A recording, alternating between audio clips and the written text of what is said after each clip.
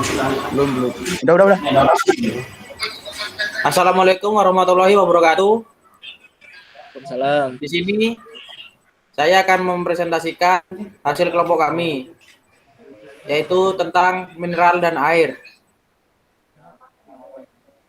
Dan saya akan memperkenalkan anggota kami. Saya dari kelompok 10, nomor 1, Bagaimana NIM 200611611635764. Kedua, Muhammad Naban Kolis, NIM 2003326180027. 3, Sugianto 200611611635736. 4, 200635656.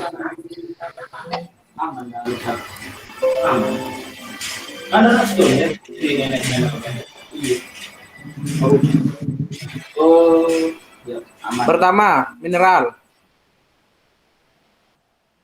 Pengertian: menurut The International Mineralogical Association tahun 1995 telah mengajukan definisi baru tentang definisi mineral. Mineral adalah suatu unsur atau senyawa yang dalam keadaan normalnya memiliki unsur kristal dan terbentuk dari hasil proses geologi. 2. Mineral adalah senyawa non-organik yang tubuh Anda butuhkan agar bisa berkembang dan berfungsi dengan normal. 3. Ilmu yang mempelajari mineral adalah mineralogi. Fungsi: ada 2 kelompok mineral yang terkandung dalam makanan, yaitu mineral makro dan mineral mikro.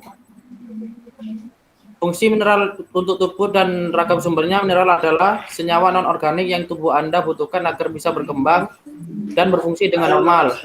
Meski diperlukan dalam jumlah sedikit, fungsi mineral sangat beragam dan mencakup berbagai sistem dan organ tubuh Anda.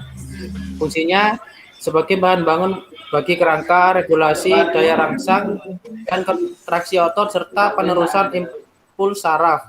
Lagi pula, kalsium mengatur permeabilitas membran sel bagi K dan Na dan mengaktifasi banyak reaksi enzim seperti pembukaan darah. Sumber: susu, telur, juga gandum dan sayur mayur, antara lain bayam. Selanjutnya adalah contoh. Yang pertama yaitu mineral makro. Mineral makro adalah mineral yang tubuh Anda perlukan dalam jumlah besar. Rentang kebutuhan mineral makro berkisar dari beberapa belas hingga ribuan miligram.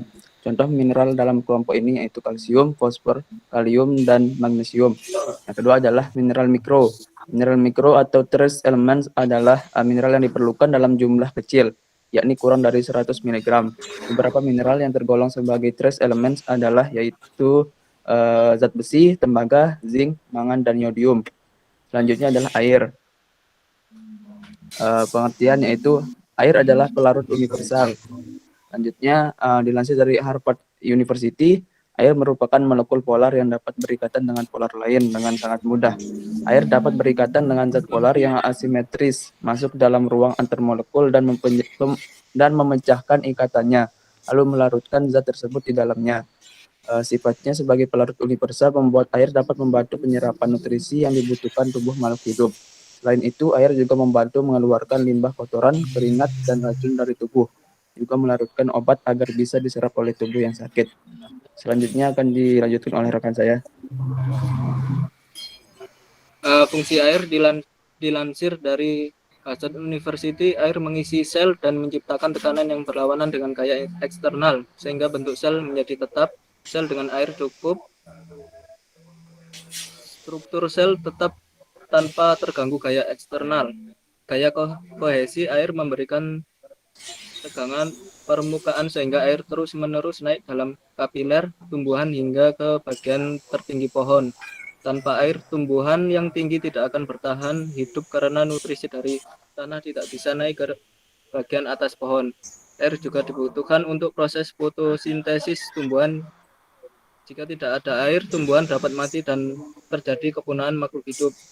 Menstabilkan suhu dilansir dari Lumen Learning, ikatan hidrogen molekul air dapat menyerap dan melepaskan panas sehingga dapat menstabilkan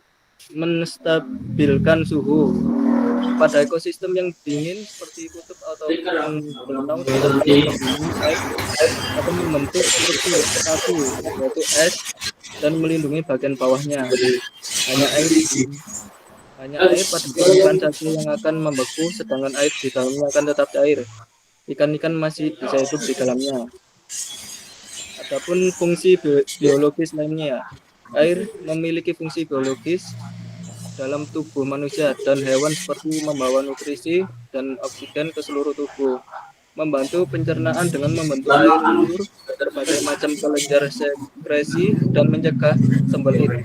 Air juga berperan penting dalam membentukkan energi, pembentukan protein dalam tubuh, juga melawan berbagai macam penyakit yang masuk ke dalam tubuh. Begitu banyaknya fungsi air dalam kehidupan sehingga manusia bisa mati tidak minum air dalam rentang waktu 3 hari saja.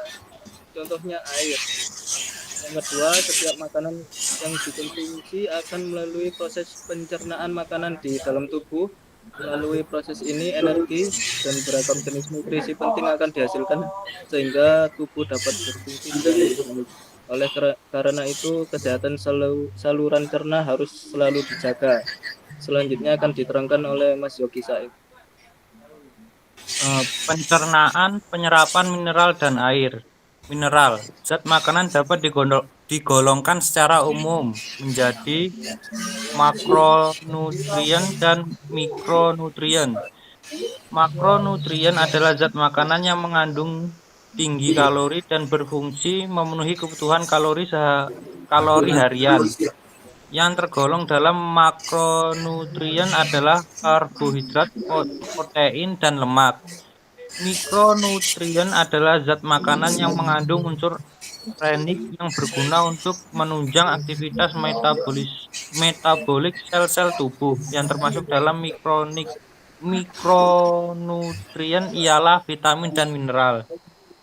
Tidak seperti makronutrien yang memerlukan pencernaan melalui proses mengunyah, tercampur enzim, teraduk, lalu diserap, diolah di hati, dan didistribusikan ke seluruh tubuh.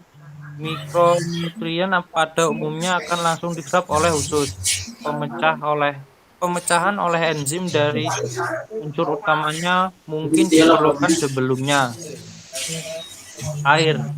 Setiap makanan yang dikonsumsi akan melalui proses pencernaan makanan di dalam tubuh. Melalui proses ini, energi dan beragam jenis nutrisi penting akan dihasilkan sehingga tubuh dapat berfungsi dengan baik. Proses pencernaan makanan melibatkan berbagai organ dalam sistem pencernaan seperti lambung, hati, pankreas, empedu, dan usus. Setiap organ tubuh tersebut memiliki fungsi dan perannya masing-masing saat mencerna makanan. Selain jenis dan jumlah makanan, lamanya proses pencernaan makanan juga tergantung pada jenis kelamin, metabolisme, dan kondisi medis tertentu. Misalnya pada penderita masalah pencernaan atau gangguan penyerapan nutrisi.